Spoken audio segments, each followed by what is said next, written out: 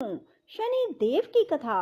बंधुओं, शनिवार के दिन शनि देव की कथा सुनने मात्र से आप पर शनि देव की कोई भी दशा आप पर चल रही है तो शीघ्र इस कथा को सुनने मात्र से आपकी दशा ठीक हो जाएगी। बंधुओं, पूर्ण विश्वास, सच्ची निष्ठा और एकाग्र मन के साथ ही मां मंगल, बुध, बृहस्पति, शुक्र, शनि, राहु और केतु इन नव ग्रहों में विवाद हो गया कि हम में सबसे बड़ा कौन है।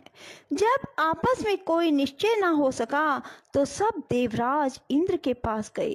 कहने लगे, आप सब देवताओं के राजा हैं, इसलिए आप हमारा न्याय करके बताएं कि हम नवग्रहों में सबसे बड़ा कौन है। राजा इंद्र इनका प्रश्न सुनकर घबरा गए और कहने लगे, मुझ में सामर्थ्य नहीं कि किसी को छोटा और बड़ा बताऊं। मैं अपने मुख से कुछ नहीं कह सकता। हाँ, एक उपाय हो सकता है। इस समय पृथ्वी पर राजा विक्रमादित्य बहुत बड़ा न्याय करता है। आप सब जाकर उनसे फैसला करा लो।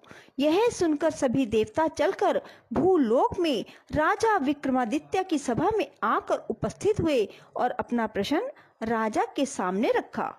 राजा उनकी बात सुनकर बड़ी चिंता में पड़ गए कि मैं अपने मुख से किसको बड़ा और किसको छोटा बताऊं। जिसको छोटा बतलाऊंगा वही क्रोध करेगा। परंतु उनका झगड़ा निपटाने के लिए राजा ने एक उपाय सोचा और उसने सोना, चांदी, कांसा, पीतल, शीशा, रांगा, जस्त, अभ्रक और लोहे धातुओं के 9 आसन बनवाए। सब आसनों को क्रम से जैसे सोना सबसे पहले, लोहा सबसे पीछे बिछाए। इसके पश्चात राजा ने सब ग्रहों से कहा, आप सब अपने अपने आसनों पर बैठ जाएं। जिसका आसन सबसे आगे वह सबसे बड़ा, जिसका आसन सबसे पीछे वह सबसे छोटा जाने। क्योंकि लोहा सबसे पीछे था वह शनिदेव का आसन था, इसलिए शनिदेव ने समझ लिया कि राजा ने मुझे सबसे छोटा बना दिया। इस पर शनि को क्रोध आया और उसने कहा कि राजा, तू मेरे पराक्रम को नहीं जानता। सूर्य एक राशि पर 1 महीना, चंद्रमा 2.25 दिन और मंगल 1.5 महीना, बृहस्पति 13 महीने, बुध और शुक्र 1 महीना, राहु और केतु दोनों उल्टे चलते हुए केवल 18 महीने रहते हैं। परंतु मैं एक राशि पर 2.5 और 7.5 साल तक रहता हूँ। बड़े बड़े देवताओं को भी मैंने भीषण दुख दिया है। राम जी को 7.5 आई तो वनवास हो गया। रावण को आई तो राम और लक्ष्मण ने सेना लेकर लंका पर चढ़ाई कर दी। रावण के कुल का नाश कर दिया। हे राजा, अब तुम सावधान रहना। राजा कहने लगे, जो भाग्य में होगा देखा जाएगा। उसके बाद अन्य ग्रह तो प्रसन्नता के साथ चले गए, परंतु शनिदेव बड़े क्रोध के साथ वहां से सिधारे। कुछ काल व्यतीत होने पर जब राजा को 7.5 आई तो शनि देव घोड़ों का सौदागर बनकर अनेक सुंदर घोड़ों सहित राजा की राजधानी में आए। राजा ने सौदागर के आने की खबर सुनी तो अपने अश्वपाल को अच्छे अच्छे घोड़े खरीदने की आज्ञा दी। अश्वपाल ऐसे अच्छे नस्ल के घोड़े देखकर उनका मूल्य सुनकर चकित हो गया। तुरंत ही राजा को खबर दी। राजा उन घोड़ों को देखकर एक अच्छा सा घोड़ा चुनकर उस पर सवारी के लिए चढ़ा। राजा के पीठ पर चढ़ते ही घोड़ा जोर से भागा। घोड़ा बहुत दूर एक बड़े जंगल में जाकर राजा को छोड़कर अंतर्ध्यान हो गया। इसके बाद राजा अकेला जंगल में भटकता रहा, परंतु देर के पश्चात राजा ने भूख और प्यास से दुखी होकर भटकते भटकते एक ग्वाले को देखा। ग्वाले ने राजा को प्यास से व्याकुल देखकर पानी पिलाया। राजा की उंगली में एक अंगूठी थी, वह उसने निकालकर प्रसन्नता के साथ ग्वाले को दे दी। शहर की ओर चल दिया। राजा शहर में पहुंचकर एक सेठ की दुकान पर जाकर बैठ गया। अपने आप को उज्जैन का रहने वाला अपना नाम बीका बतलाया। सेठ ने उसको कुलीन मनुष्य समझकर जल पिलाया। भाग्यवश उस दिन सेठ की दुकान पर बिक्री बहुत बढ़ गई। सेठ उसको भाग्यवान पुरुष समझकर भोजन कराने के लिए अपने साथ ले गया। भोजन करते समय राजा ने एक आश्चर्य की बात देखी कि खूंटी पर हार लटक रहा है और वह खूंटी हार को निगल रही है। सेठ को कमरे में हार ना मिला तो उसने यही निश्चय किया कि सिवाय बीका के और कोई कमरे में नहीं आया। अवश्य ही उसी ने हार चोरी किया है। 5-7 आदमी इकट्ठे होकर उसको फौजदार के पास ले गए। फौजदार ने उसको राजा के सामने उपस्थित कर दिया और कहा, ये आदमी तो भला प्रतीत होता है, चोर नहीं मालूम होता, परंतु सेठ का कहना है कि इसके सिवाय कोई घर में आया ही नहीं। अवश्य ही इसने चोरी की है। तब राजा ने आज्ञा दी कि इसके हाथ पैर काटकर चौरंगिया किया जाए। राजा की आज्ञा का तुरंत पालन किया गया। बीका के हाथ पैर काट दिए गए। कुछ काल के बाद एक तेली उसको अपने घर ले गया। बीका कोलू पर बैठा हुआ अपनी जुबान से बैल हाँकता रहा। कुछ वर्षों में शनि की दशा समाप्त हो गई। एक रात को वह वर्षा ऋतु के समय मल्हार राग गाने लगा। उसका गाना सुनकर उस शहर के राजा की कन्या उस राग पर मोहित हो गई और दासी को खबर लाने के लिए भेजा कि शहर में कौन गा रहा है।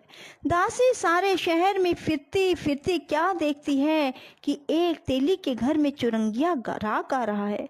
दासी ने महल में आकर राजकुमारी को सब वृतांत सुना दिया। बस उसी क्षण राजकुमारी ने यह प्रण कर लिया, चाहे कुछ हो, मुझे इस चौरंगिया के साथ विवाह करना है। माता ने कहा, पगली, यह क्या बात कह रही है? तुझको किसी देश के बड़े राजा के साथ परनाया जाएगा।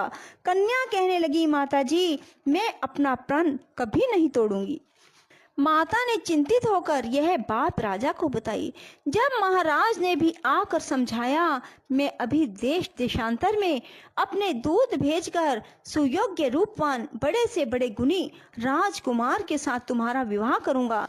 ऐसी बात तुमको कभी नहीं विचारनी चाहिए। कन्या ने कहा, पिताजी, मैं अपने प्राण त्याग दूंगी, परंतु दूसरे से विवाह नहीं करूंगी। इतना सुनकर राजा ने क्रोध से कहा, यदि तेरे भाग्य में ऐसा ही लिखा है तो जैसी तेरी इच्छा हो वैसा ही कर। राजा ने तेली को बुलाकर कहा, तेरे घर में जो चुरंगिया है उसके साथ मैं अपनी कन्या का विवाह करना चाहता हूँ। अपने घर जाकर विवाह की तैयारी करो। राजा ने उसी समय राजकुमारी का विवाह चुरंगिया विक्रमादित्य के साथ कर दिया। रात्रि को शनिदेव ने विक्रमादित्य को सौंप दिया, राजा देखो, मुझको छोटा बतलाकर तुमने दुख उठाए। राजा ने क्षमा मांगी। शनिदेव ने प्रसन्न होकर विक्रमादित्य को हाथ पैर दिए। तब राजा ने कहा, महाराज, मेरी एक प्रार्थना स्वीकार करें।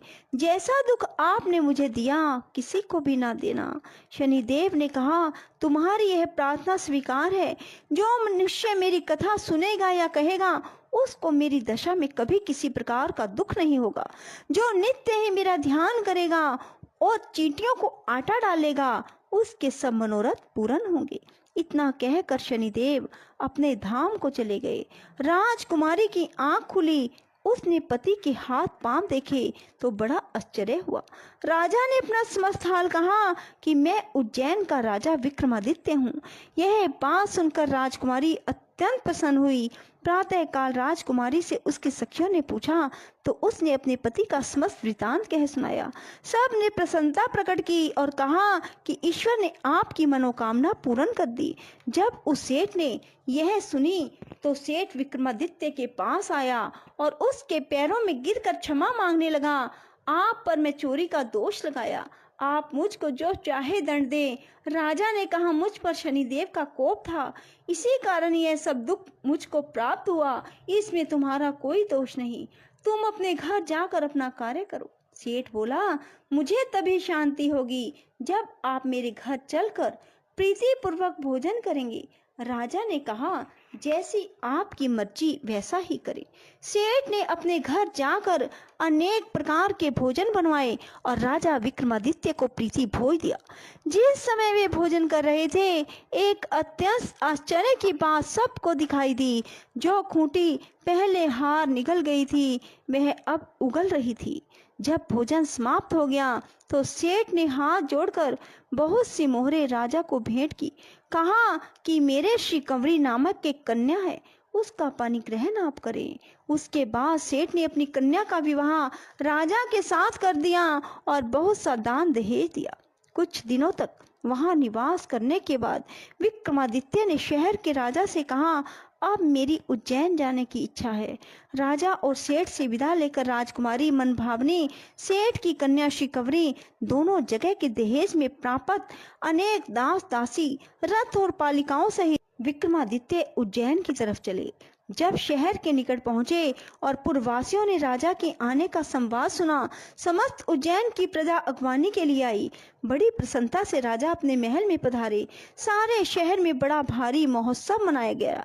रात्रि को दीपमाला की गई। दूसरे दिन राजा ने शहर में सूचना कराई कि शनि देव सब ग्रहों में सर्वोपरि हैं। मैंने उनको छोटा बतलाया, इसी से मुझको यह दुख उठाना पड़ा।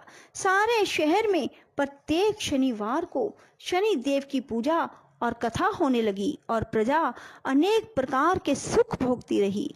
जो कोई मनुष्य शनिवार की कथा को पढ़ता अथवा सुनता है, शनि देव की कृपा से उसके सब दुख